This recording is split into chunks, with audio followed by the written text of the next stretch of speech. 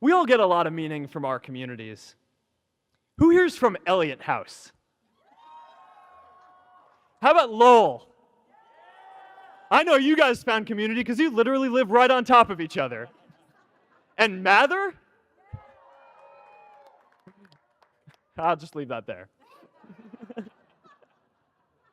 Whether our communities are houses or sports teams, churches or a cappella groups, they give us that sense that we're a part of something bigger, that we're not alone.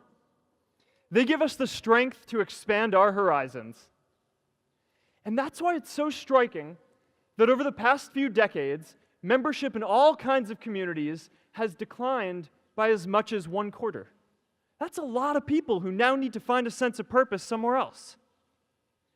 But I know that we can rebuild these communities and start new ones because many of you already are.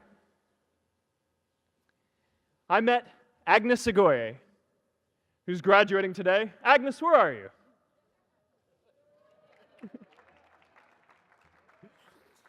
Agnes spent her childhood navigating conflict zones with human trafficking in Uganda, and now she's trained thousands of law enforcement officials to keep communities safe.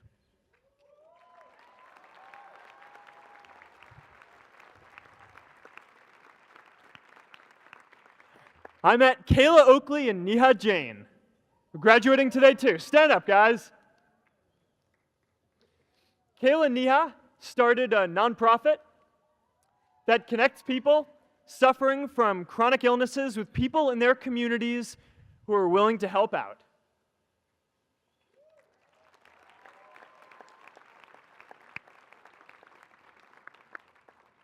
And I met David Razu Aznar, who's graduating from the Kennedy School today. David, stand up.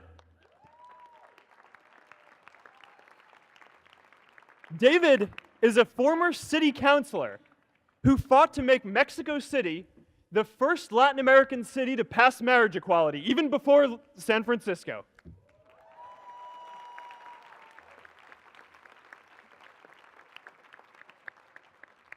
And this is my story too. A student in a dorm, connecting one community at a time, and keeping at it until one day we can connect the whole world. Change starts local. Even global change starts small with people like us. In our generation, the struggle of whether we connect more, whether we achieve our greatest opportunities, comes down to this: your ability to build communities and create a world where every single person has a sense of purpose.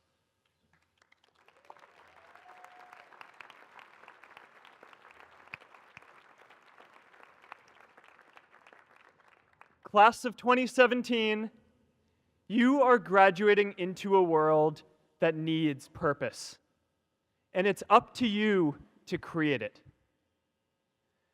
Now, maybe you're asking yourself, can I really do this? Well, remember when I told you about that class I taught at the Boys and Girls Club? One day after class, I was talking to my students about going to college, and one of my top students raised his hand and said that he wasn't sure he could go to college because he's undocumented. He wasn't sure if they'd take him. Last year, I took him out to breakfast for his birthday, and I wanted to get him a gift, so I asked him what he wanted, and he just started talking about struggles that he saw other students in his class facing, and finally said, "You know, I'd really just like a book on social justice." I was blown away. Here is a young guy who has every reason to be cynical. He wasn't sure if the country he calls home, the only one he's known, was going to deny him his dream of going to college. But he wasn't feeling sorry for himself. He wasn't even thinking of himself. He has a greater sense of purpose, and he's going to bring people along with him. It says something about our situation today that I can't even say his name because I don't want to put him at risk.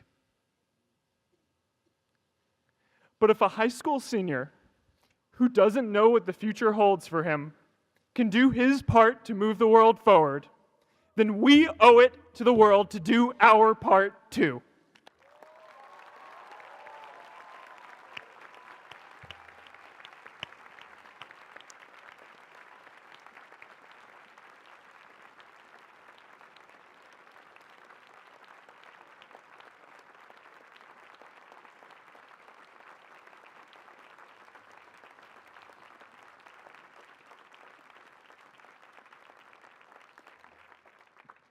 So before you walk out those gates one last time, and as we sit here in front of Memorial Church, I'm reminded of a prayer, Misha Berach, that I say whenever I face a big challenge, that I sing to my daughter, thinking of her future when I tuck her in at night.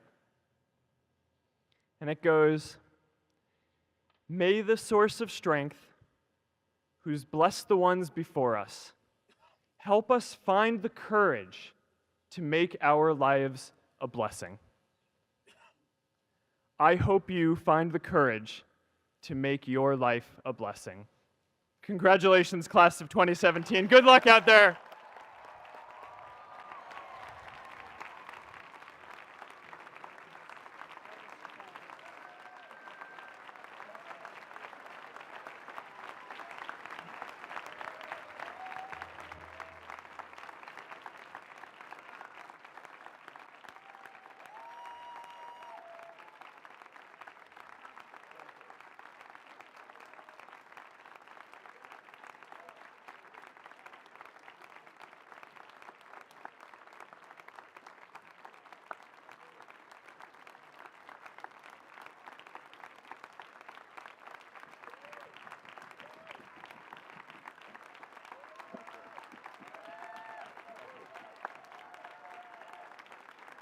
Thank you.